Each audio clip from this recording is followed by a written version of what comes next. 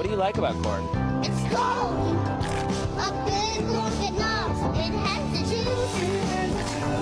I can't imagine a more beautiful thing. It's cold. I can tell you all about it. I mean, look at this thing. When I try to be, I do anything. Welcome to the Wildcast Podcast, coming to you from Wildcast Studios, with your hosts Adam Lund and Jeremy Boucher. Oh, welcome back to Wildcast Studios for another episode of the Wildcast Podcast, your unofficial voice for all things Moncton Wildcats. As always, finishers, I am your host, Adam, and I am, of course, joined by your favorite co-hoster and my friend for 4 years as of Monday on Facebook. We became Facebook friends 4 years ago. Isn't this season 6, though? Well, I did a season and a half without you, or we didn't become friends. I don't know. Oh, yeah, that's right. right? I forgot about that. Yeah. So, Wow, 4 years. 4 years. Wow. Mr. Jeremy Boucher, how are you? Hello, I'm doing well. Yeah. I'm doing well. Here we are again. We made it to a second week. Yep, we did. We didn't get shut down Nope. yet. Nope. No. How was your weekend? The weekend was good. Saturday, the wife and the daughter and the dog and myself, we attempted to get into the Blake Shelton Yep. show without a ticket. And It didn't get in okay. to the show. However, we found a spot that we stood along with probably a couple hundred others Yeah. and just watched it from there. Sound was crystal clear. Did you say for the Gwen? No. No. By that time, the little one had fallen asleep, and the dog was super, super anxious because he's not used to being around that many people. So we heard about 1, 2, 3, I would say 4 Blake Shelton songs, and then we took off. But I got to give a shout out to the security guard working at the Starbucks parking lot on Champlain Street. Yeah. We got out of the car, and he was like, "Are you guys going to the concert?" He said, he's like, "First, you can't park here." I said, "Well, we're not going to the concert." And he was like, "Where are you going then?" I said, "Well, as you can see, I have my dog, and my daughter is in her pajamas, so we're just going for a walk." He's like, "Oh, okay. Usually people are just parking here to go to the concert, but Starbucks doesn't want that. I guess since you guys are going to a walk, you can park here." Perfect. Thanks. Thanks a lot, Starbucks security guard, for allowing us to park. Wait, this was at like 9 o'clock at night. Yeah, about 8:30. I think quarter after, because I was done golfing, and you're like, I'm gonna try and get in. I was like, let me know how it goes. Yep, about 8:30, and I think the Starbucks was closing at 9. Oh, okay, so it and was then still open. It was still open. Oh, And, okay. He was just like, you know what, screw it, just go. And I was like, all right, cool, perfect, thanks. And so shout out to the Starbucks security guard. Yeah. That was a prime parking spot. Only had to walk like 2 minutes to get to where we wanted to be for the show. It looked like we didn't go. Mm-hmm. Tickets came out. I know country, but I know the older 90s country stuff. I know some of the new stuff. So I knew Blake Shelton. I probably would have known more Florida Georgia Line songs than I thought. But at the price point, I just thought, A, it's year one. Yeah. Let's see how this thing goes. B, that's a lot of money to shell out for 2 bands at 9:30 at night that I know. For those that know me, I'm more of an indoor, climate-controlled concert kind of guy. Not it's sunny, then it rains, then it's muddy, then it's muggy. When Luke Bryan was on the hill 2 years ago when Layla was pregnant, we had tickets to go to that. It downpoured all night and all morning. And then, she just ended up not wanting to go because she just didn't feel good pregnancy-wise. And I'm like, oh, thank God. Okay. Which, it turned out. But I've never really been a festival guy. But had they had maybe a few more bands, like I had said to a couple people today at work, like, Terry Clark was just here at Truro, right? Yeah. At that festival. Maybe if she would have been on the list for Saturday night, maybe that would have enticed me to go. But I think it'll just get bigger. There was 4 bands per night, so yeah, and they were decent. I Yeah. mean, for anybody who listens to country, like these were decently known opening acts. Like they weren't just random people. Jimmy Nobodies and Jimmy Nobody's with a guitar. yeah, it was legit like country bands or country musicians who all have songs right now on New Country 969, and Shout out to Scotty and Tony yeah. for hosting that thing. Yeah, they didn't need us. Yeah, clearly. they did a really good job. But yeah, there's already talks of it coming back next year, which is great. For a first time festival, I've heard positive things. Yep. The only thing I guess I would personally change would be if you bought drink tickets on Friday, they were not eligible to be used on the Saturday. So that's something immediately that I would change. I would so allow. if you bought drinks on Friday and didn't use them, you could use them You're again basically Saturday. out of money. People were complaining about they were out of $50, $100. Oh, like if you bought a ticket on Friday, like say you bought 5 tickets, you had 4 drinks. You couldn't use the 5th one on the Saturday. So people were out money because they would go there Yeah. Friday and buy all their drink tickets to get it out of the way, and then bring their coupons to Saturday, and they weren't. You couldn't use them, so you had to buy Interesting, different. So that's an easy fix, and that's other than that, I've heard really really good things, and hopefully he comes back next year. And Be interesting to see how the people that lived around there found it. Like I'm sure you're having a backyard party, like you were talking. Oh, like man, you were telling us these- before we got on here, but it just there's the group that wants the show and enjoys the backyard, and then there's the group that's like, I don't want this in my neighborhood. Why wasn't this at the hill way away from my house, right? Like, so it'd be interesting to see how that dynamic worked. we drove around for a little bit trying to find a parking spot, Yeah. and it seemed like every house was having a party. Oh, okay. In that area. So I think majority of the people were for it. And if you weren't for it, you were probably putting your house up on Airbnb, right? And making yourself a 400, Go to the 600, hotel and- maybe a $1,000 profit, Yeah.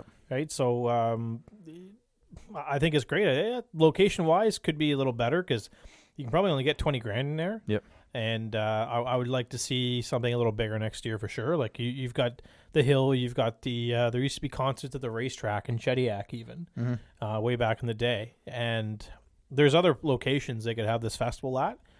But I think it's I think they want to focus it on Dieppe because it's YQM airports in Dieppe. Blake Shelton even made fun of the name of the concert. At the same time, noticing the sign in the crowd from a young woman that asked Blake if she could be his 4th wife or whatever. So, Who was the second or first? Miranda Lambert, Gwen Stefani, and who was the other one? now you're. Because I saw that and I'm like, I thought he was only married to Miranda Lambert and K-Net Williams. That would be why I don't know the first one. Yeah. That was the first one, right? That was the first one. Yeah. So K-Net Williams, 2003 to 2006. Miranda Lambert from 2011 to 2015. And then presently Gwen Stefani. Yeah, no, that's yeah, I did like that sign. A little bit of other news. Did you hear what happened at the zoo last night? Like the Zuzu? Yeah, like the zoo. They Monkeys, they like get when wallabies? people, well, like not last night, but like while it was going on, monkeys were lighting their poop and throwing it at people. Yeah, people were getting 3rd-degree burns. Some old guy told us that at work today. He found it hilarious. I probably laughed a little harder than I should just there, but he was killing himself. There was a family that was going to the zoo today at work, and they had 2 little children. So the one girl, as he's saying that, she's like, "Oh, gross!" And then he told the actual 3rd-degree burns. Yeah, I'll leave the dad jokes to you, I guess. Eh? All right. It's good. It's a good joke. Yeah. But what's this? What's the one I saw today? It was Mike Murphy, the lawyer here in town. He's it's one of those jokes where for me, I'm pretty good with jokes. I get them right away, but this one had me thinking for a couple minutes. Where is it here? I think he shared it on his Twitter. Last week, my bank fired one of its frontline people due to my complaint. Thank you. I went into the bank. I asked she check my balance. Then she pushed me. I read that and I was like, what? Yeah. And I'm like, oh, okay. Yeah. Okay. That's good. That one's good. I like that one. That was pretty good. Jam-packed show. A couple of guests again as we preview the Charlottetown Islanders and the Aggie Bathurst Titan.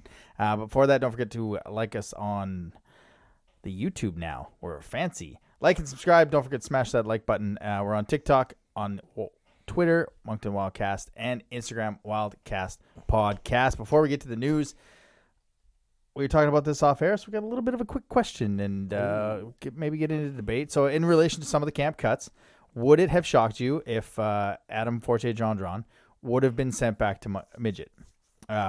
He doesn't need it, but he could play there. He would allow to play bigger minutes on the power play, and then possibly bring him at Christmas time. And I'm going to take the side of I think it would have been good for him.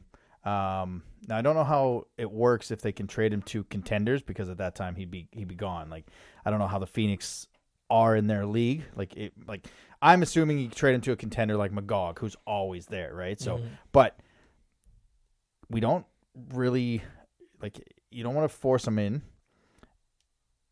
He's 16, so he's going to play probably limited minutes, potentially.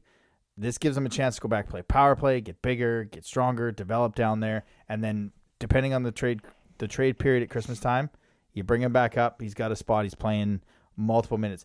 It's not always going to work where you're going to get a Moran and he's just going to step in 5-6 and then eventually elevate to be one of the best defensemen on the team. It worked for Grenier last year. Now he went back. I think it was more injury related than anything, but he went back. He looks faster, smoother this year. So I just want to get your take. Would it have shocked you if they just sent AGF or AFG back to midget? Yeah, it would. Yeah, Yeah, 100%. Like you're a first round pick. We're still technically second or third year rebuild right now. Third. If you're a second or third year rebuild team, there's no reason why you should be sending back a first round pick. Mm-hmm.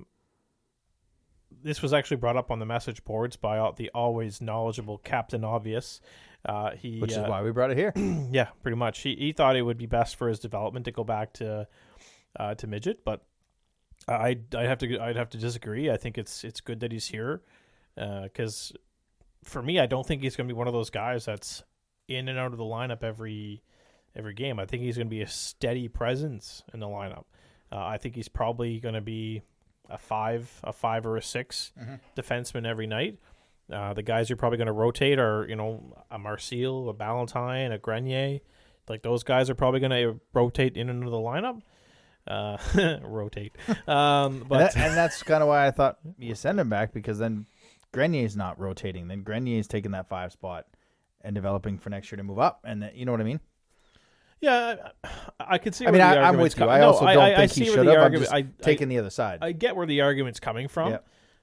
I just don't think it's necessary because what you mentioned, there's no trading in midget. Yeah. So if you're cut from a team and you're like, well, screw you guys, I'm better than this, you can go and try out for another team.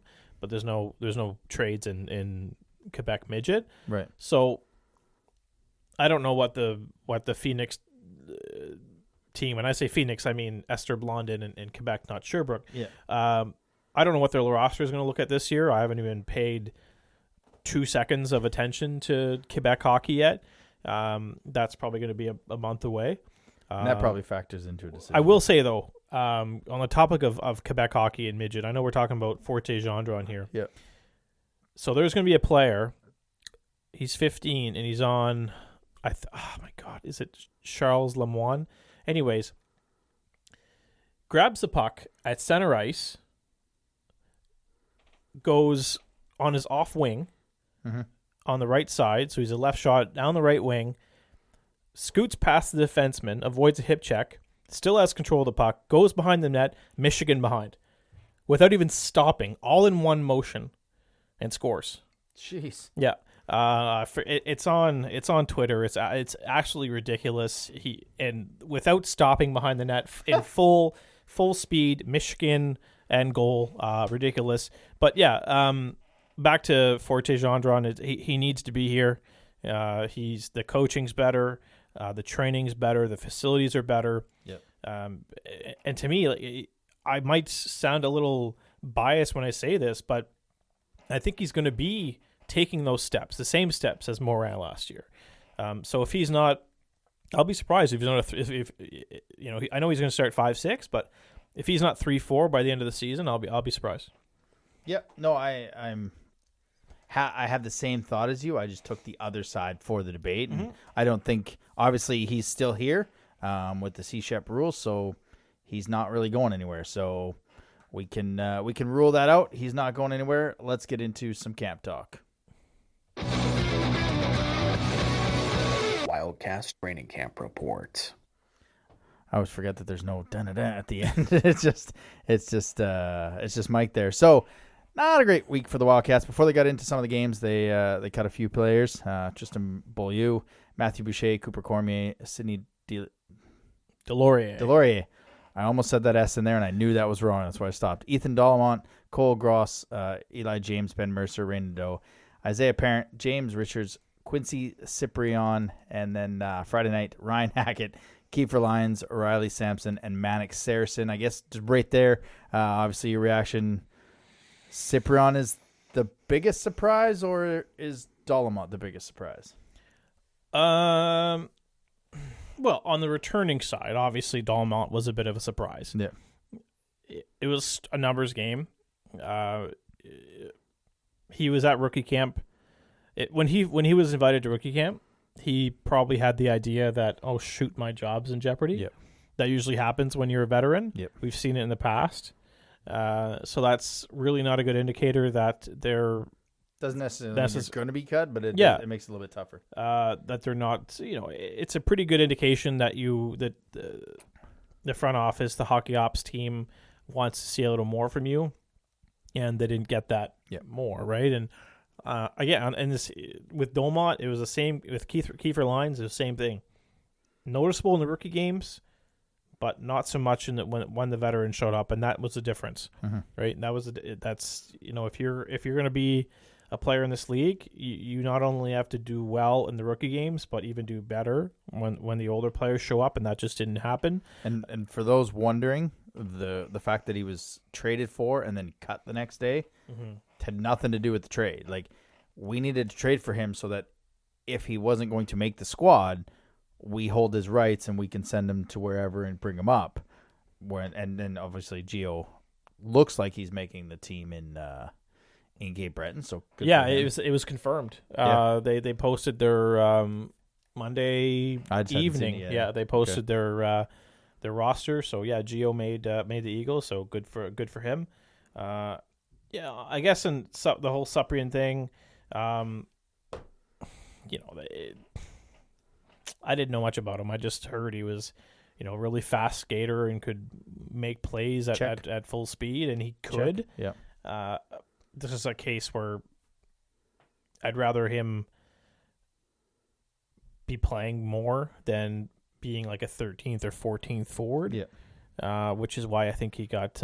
Which is why I think he got cut. I think it's the same case as Saracen too. Like, Saracen played really well when he was called up last year, scored a couple goals, and played his role perfectly. But it's a numbers game, and these are probably guys that they'll probably get a few call ups here and there this season. I'm not sure about Saracen where he's going to be, or same thing with Cyprian, but these guys are going to get some call ups this year for sure. Yeah. I thought Hackett played really well in the final game, even got in a fight. Not that makes you stay on a roster, but I thought he was, he got in last year and, first game, and you're just wide-eyed and didn't make, mistakes, kind of played a simple game. I thought he was really good this year. I thought maybe he might stay after the deadline. For me, Dollamont was a bit of a surprise, but like you said, I mean, he came at rookie camp, and that's generally not a good sign. And I just think guys were a little bit better than him at this tournament. Another one was Ben Mercer. I thought he was okay in the rookie games, and he's got the size. It just didn't happen once the veterans get here, and that's a big. You can play against your own, but when the actual veterans get here and you're playing against other teams, veterans, if you kind of look, I don't want to say slow, but if you just look not like you did in the rookie camps, it's tough to stay, and that's especially when there's guys that haven't even played yet, and they're going to make the team. Yep, exactly. These cuts are always tough. Yeah. It's I think obviously they come to camp, they want to make the team, they almost expect to make the team, but just because of their experience. But some of these things just again, numbers, development wise. I know Dave Matthews is still around. Well, why is Dave Matthews still around? You might ask. Well, why wouldn't he be around? People are like, well, it just makes he's not going to play every night. Well, who cares? Like he's, for me, as a 14th forward, he's perfect. Because again, I'd rather have a 19-year-old out of the lineup every night than a 17-year-old. And that's what things come down to. And that's why Dave Matthews is still around, is because he's your perfect 14th forward. He's not going to play every night, but he's going to be there for you when you need him. And when he does get in, a lot like Saracen last year, he's playing on the third line, fourth line, straight line speed, get the puck in deep, go get it.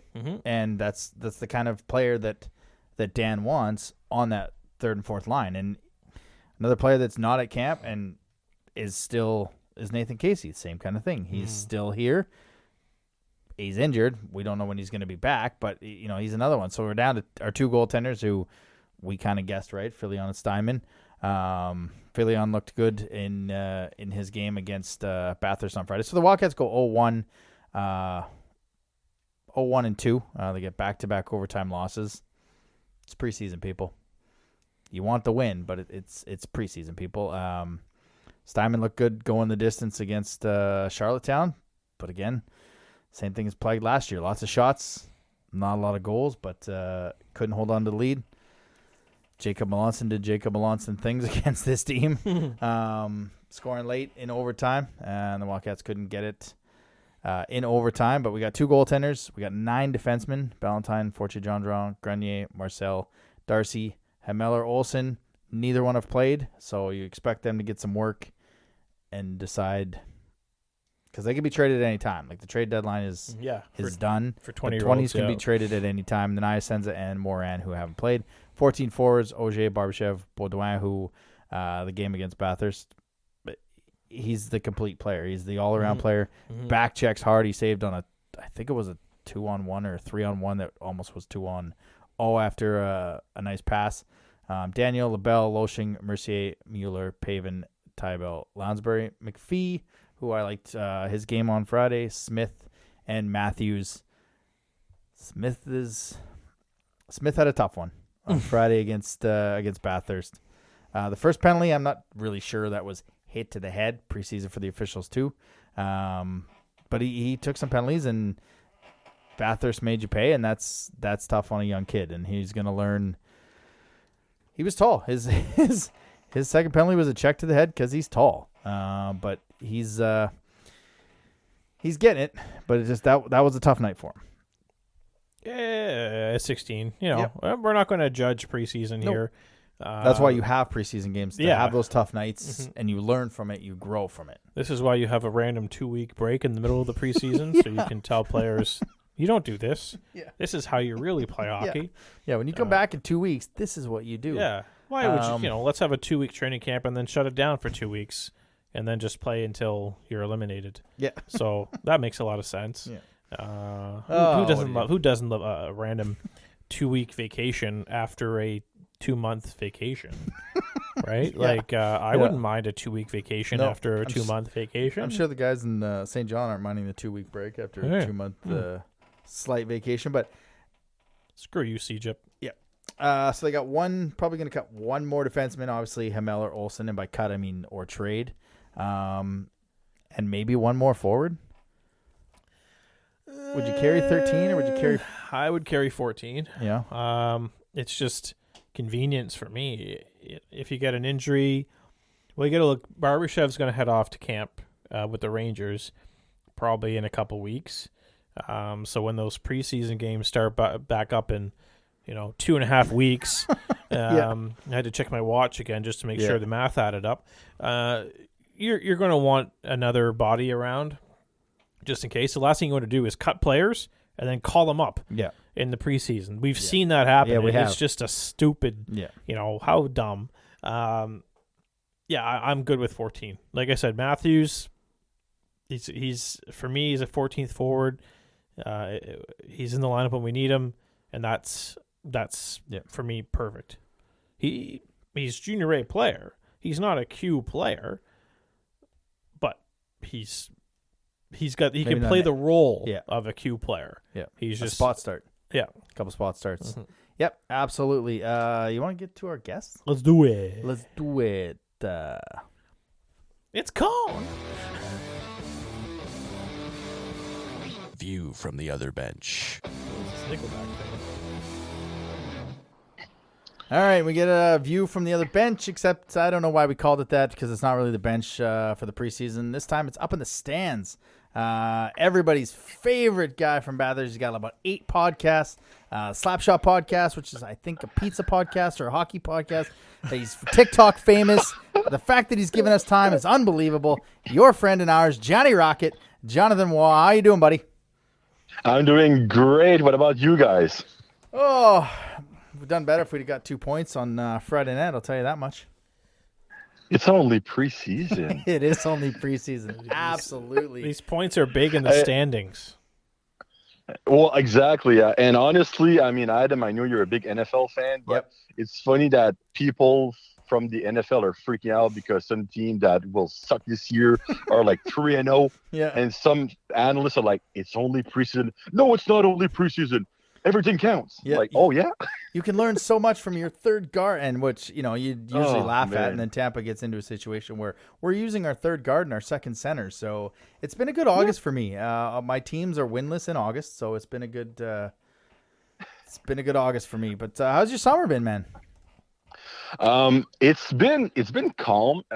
We finally were able to go to some festival and some concert like up in the north, which was really nice. We didn't travel at all. We're pretty much stay at home kind of a vacation type people. Yep. So yeah, I went to a few concerts, made a few fires with my friends, and just hang around in the beautiful Chaleur region. The Chaleur region, like everybody's, there's no shore like the North Shore, and that's for North Shore, sure. out of the North Shore. That's for sure. Yeah, You say that on every single show. I try to. We're nothing if not it's like- consistent, sir. It's my way of telling you that I'm thinking about you.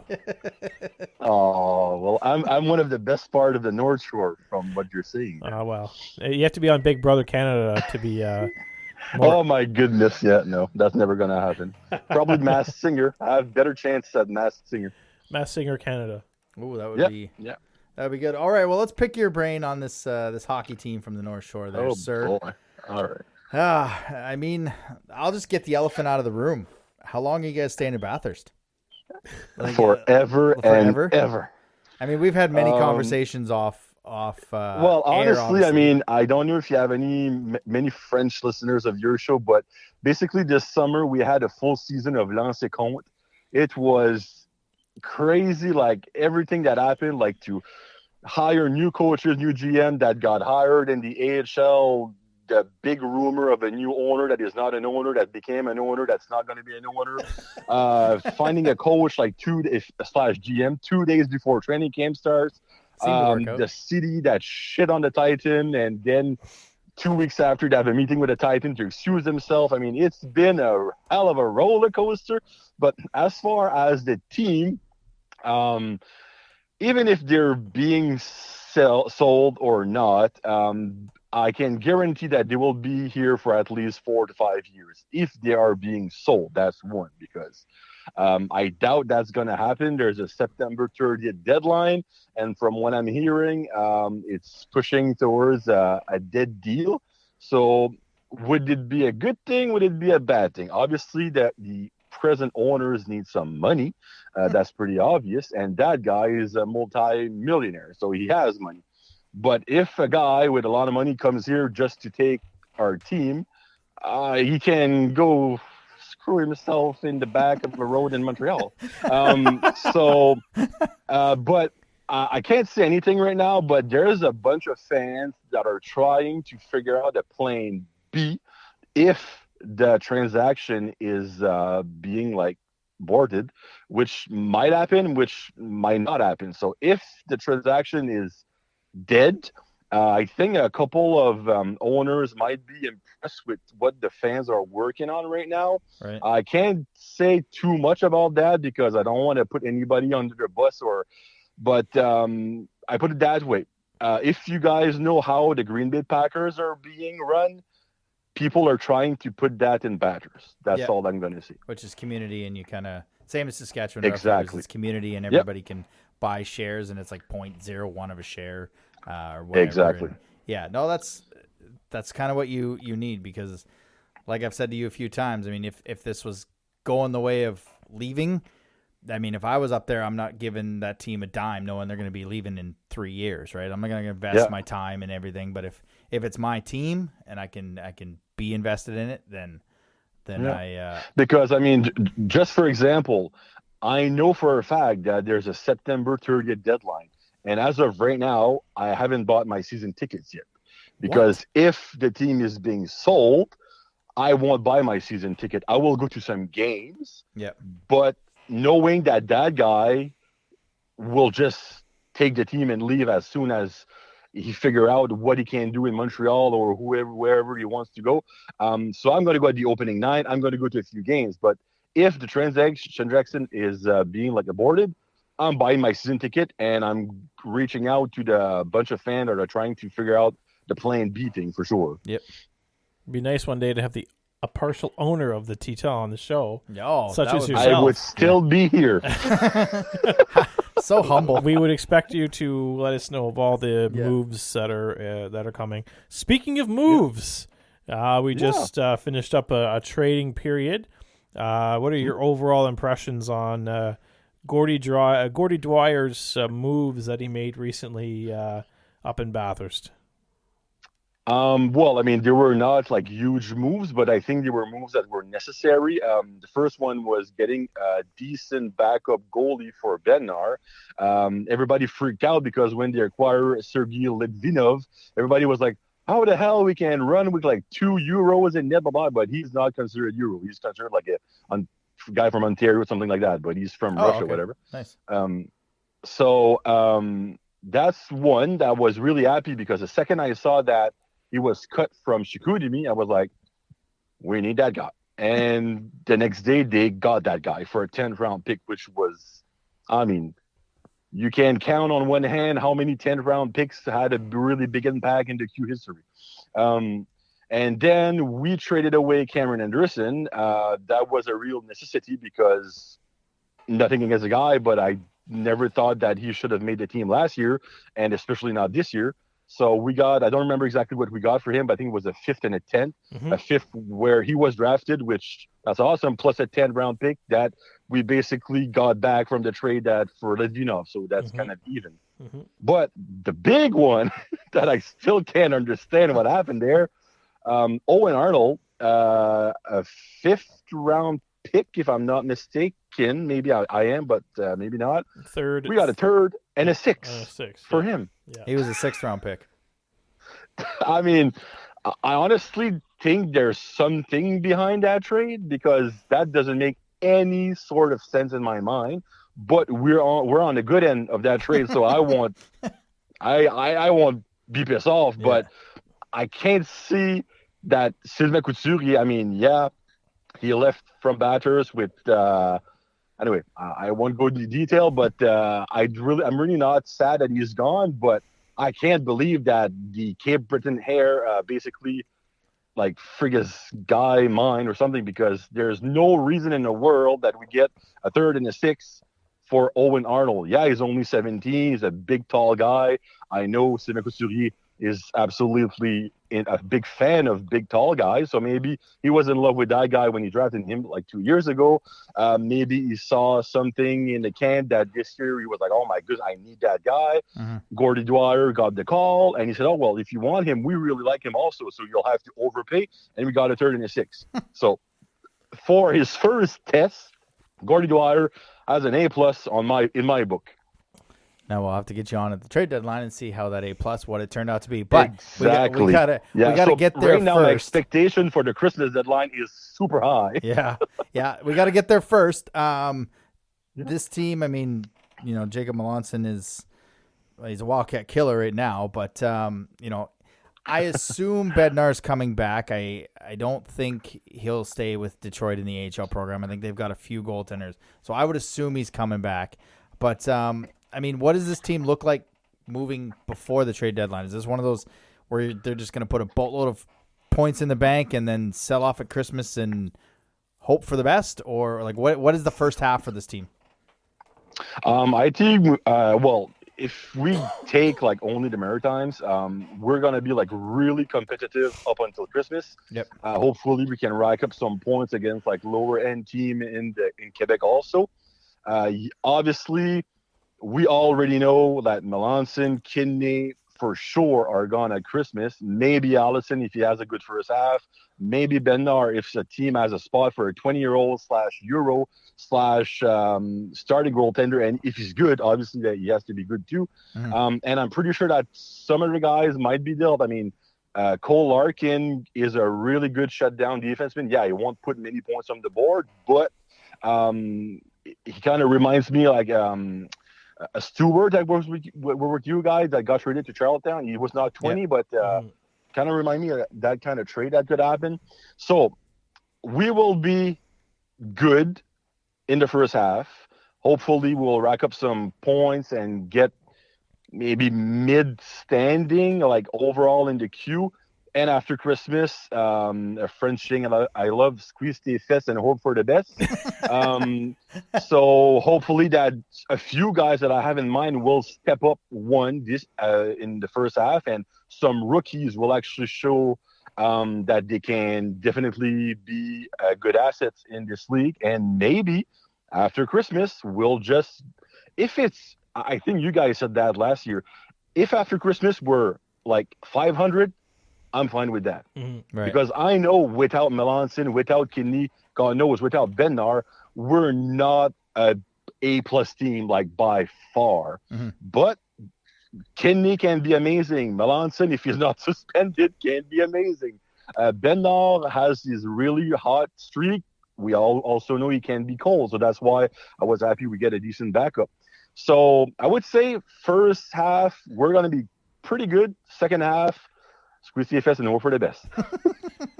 I guess when it comes to Kidney and Melanson, do you see them as more of a package deal, or do you think it's going to be separate trades, separate teams? It's funny because I actually said that to one of my friends like a couple of days ago. I have a feeling, and I don't know anything at all. I'll be deadly honest with you. I heard a few rumors for each guy, but none were like together. But I have a feeling that the Titan could make some sort of trade like Benoit Vigrou and Jared McIsaac that Moncton got from Halifax. So both going to the same team in two different trades, but being in the same universe kind of trade, because they will be highly in demand. Both of them, they're totally different players, but both of them on a winning team could be like friggin' mega superstars. Right. But the thing is, if I look at who will go, quotation, all in this year, I don't think anybody, maybe other than Gatineau, has something realistically to pay to get both of them.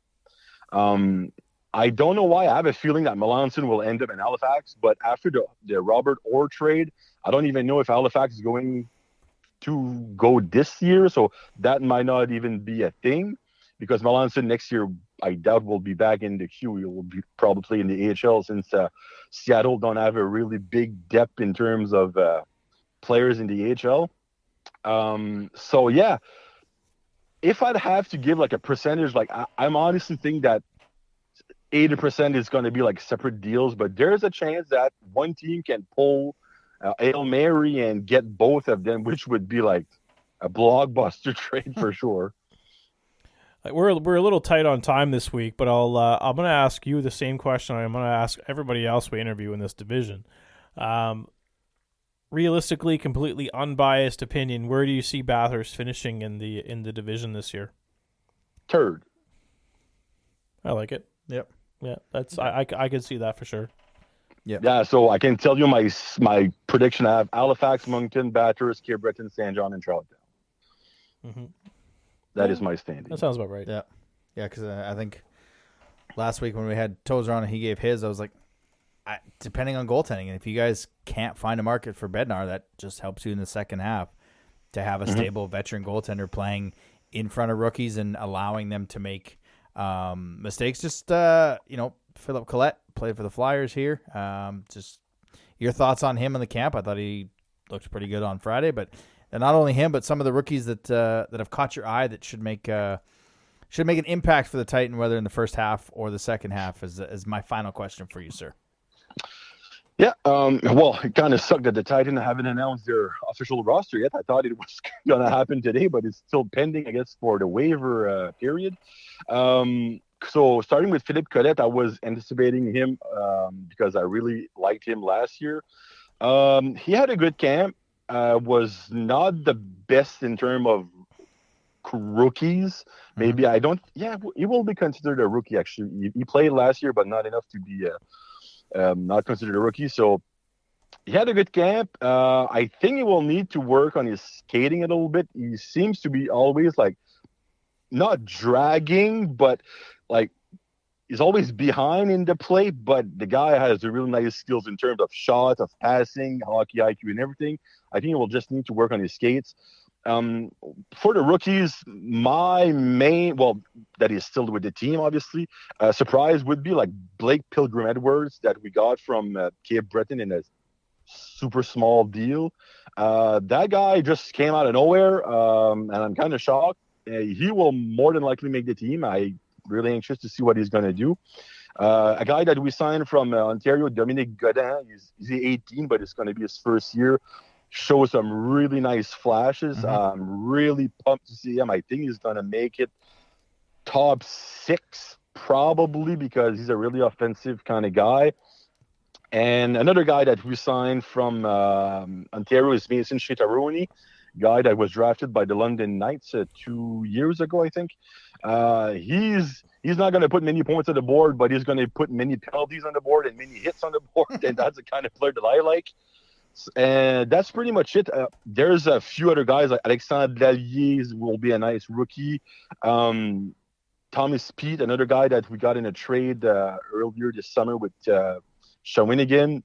And there's also a question that who is going to be our second Euro because Bednar is coming back 99.9% sure. The Red Wings already called the Titans saying that he's going to be back. They want him to play in the Q this year because the only place that they would have realistically would be in the East Coast. And honestly, I don't think that's the best thing for him playing the East Coast. Yeah. So we have Saminas, a Sweden guy. I was shocked, number one, he actually came because Sweden guy in the Q is not a really big thing that happens often. And at defense, we have Peteris Bulins, guy from Latvia. I don't know how to say that in English, but he played in the World. I don't think he played in the World Juniors, but he was on World Juniors team. Right. So right now, I think they're going to keep both until Jan Bednar is coming back. So they might have a few more preseason game and maybe a few regular season game to show themselves. And once Bednar is back, they will have to make a decision. Saminas is the big, tall guy, 6'5", 215 pounds. And Boulans is on the smaller side, is 155. But both of them could bring something totally different that the Titans need because we don't have a lot of depth at defense. So if he can actually be good, that would be nice. And we don't have a lot of depth at centers. And Samana is the big center. So I'm kind of anxious to see who's going to win that battle, but definitely one of them will be cut in a few weeks. All right, man. Well, like I said, like Jeremy said, we're a little tight on time and we don't want to take up all of your time. You've got family and, I don't know, pizza to eat and review and whatever other podcast you're getting to. Maybe a corn TikTok tonight. Who knows? But it's corn. Corn. But if you do corn, you got to do pizza. It's pizza. Pizza. Pepperoni and cheese. All right, man. Well, as always, we always enjoy having you on, and we'll do it again during the season and definitely at the trade deadline time. Oh, yes, for sure. All right. Have a good night, Johnny. Have a good one, guys. Thank you. All right. And again, kind of like last week, we go from the stands, we go up top, we go to the media lounge, the press box, the color play-by-play. I choked on my words there. Kind color voice of the Charlottetown Islanders, Corey Arsenal, joining us again on our preseason show. Corey, how's your summer been? Well, it's been great. A little bit of golf in here, busy with kids, but excited to be back at the rink, and certainly excited to spend a few minutes and chat with you guys. Obviously, one of the best podcasts in the CHL. You do great work and growing the game, so happy to be with you guys here for the next little bit. Well, A, we appreciate that. B, I don't think you do a little bit of golf, sir. I think every day I see you, you're at a different golf course on the island, so I think a little bit of golf is a little bit off for you there.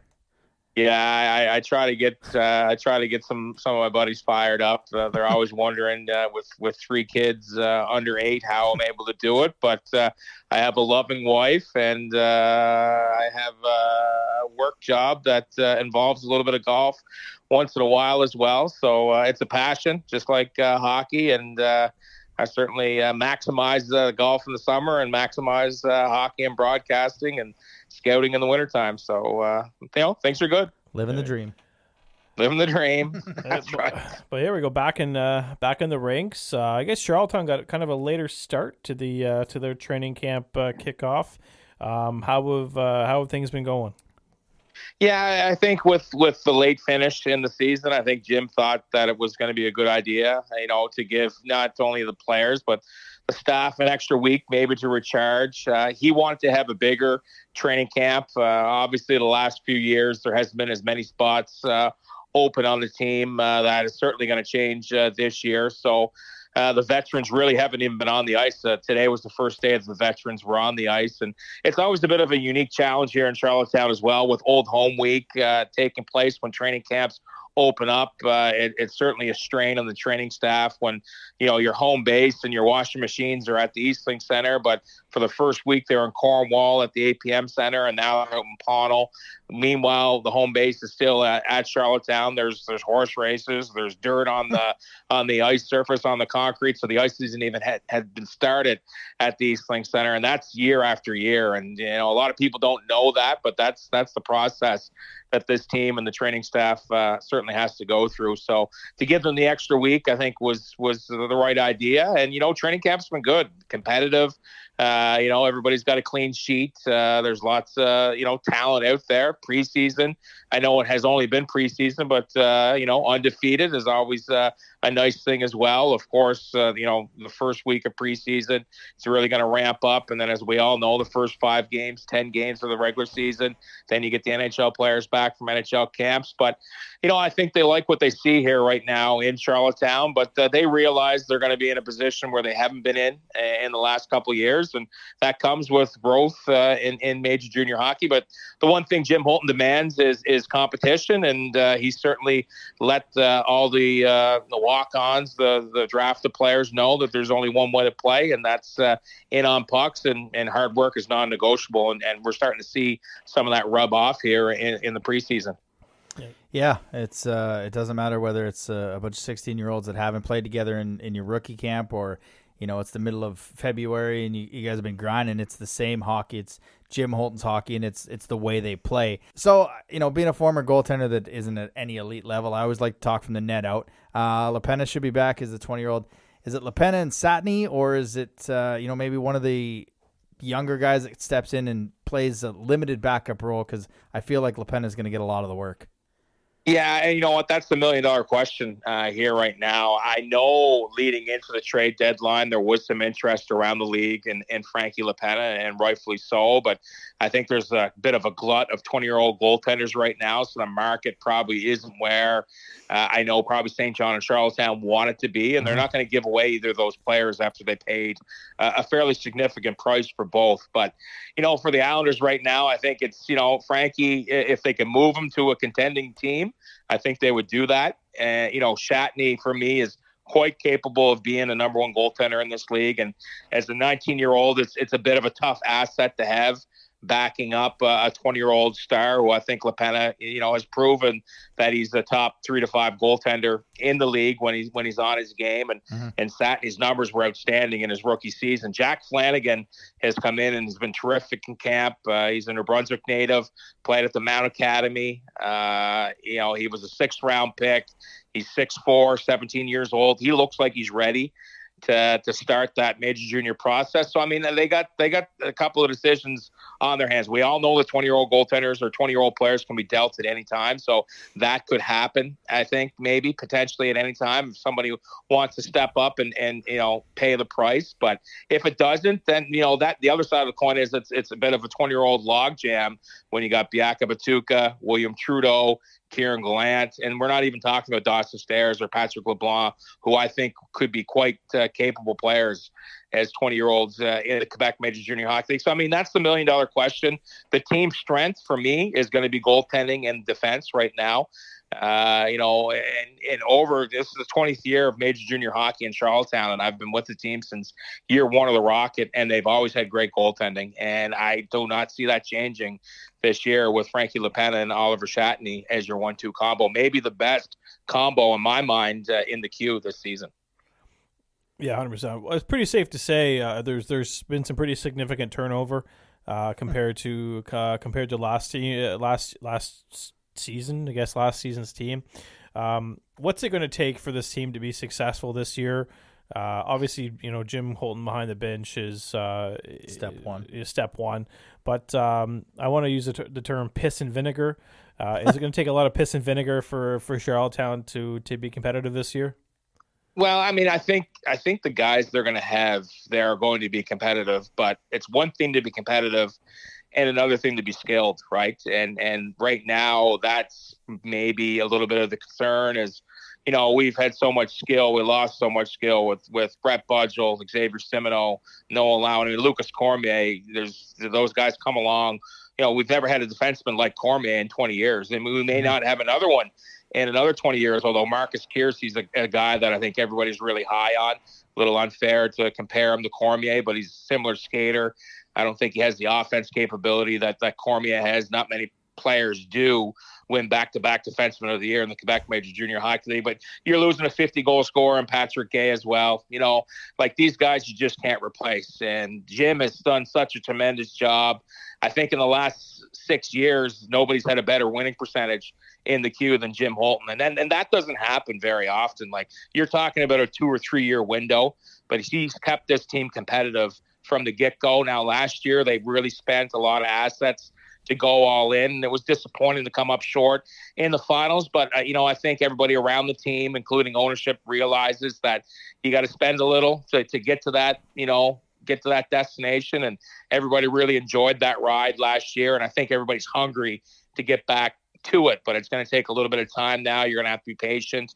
At Christmas time this year, I can see basically the team basically scorched. Whoever's, for sale, the highest bidder, you can have them, and you're going to start that rebuild. And it's going to take a couple of years to get back. But the other side of the coin with Jim and with Guy Girard is, and to me that, other than what they bring day in and day out and what the expectations are around the team and the way they built the program, we've never had the free agent pipeline in Ontario like we had since those two Ontario natives showed up, along with Kevin Henderson, another assistant coach. All three coaches are from Ontario, and our goaltending coach, Paul Giroux, is from Ontario too. So you can call us the Ontario Islanders or whatever, but I mean, we have a couple more free agents that have come in, and you need those guys to try to get you fill some gaps and remain competitive and get you to the next level, a la Hunter Drew and Brendan Clavel. And there's a couple of guys in camp this year that I think have a chance to be those types of players. So, that's been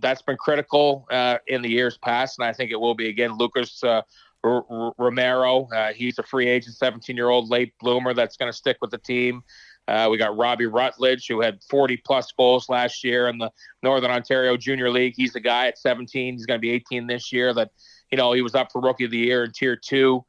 That is going to be counted on. Maybe not this year, but in the future to score goals. They have this other kid, Giovanni Morneau, who averaged a lot of points. He's small, but he's a spark plug, and he can skate. He has some skill. So those are three Ontario free agents that they're going to make the team this year and certainly help out. I mean, when you've been adding players all along, you're trading draft picks, and it's tough to find kids You got to do a real good job on the scouting side to find guys in the second, third, fourth round, and even beyond. When you're not picking flush with picks every year, it becomes a challenge. But having that free agent connection certainly is going to help here. But and the Maritime Division is competitive. There's not going to be any easy games any night, and I expect us to be competitive at home. It's going to be goal scoring.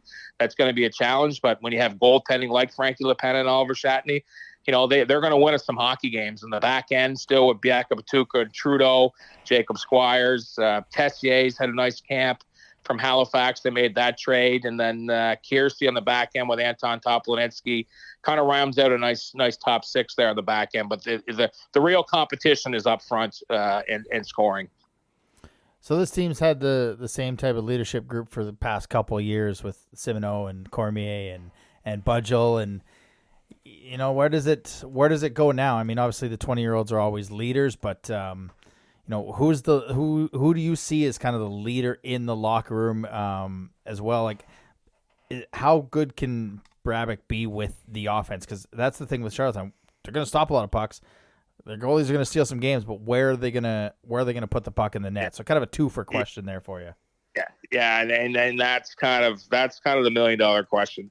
But to me, Jacob Rabinage last year in the playoffs was arguably our best player, and I think he has a legit chance of being a top player in the queue this year at 19 years old.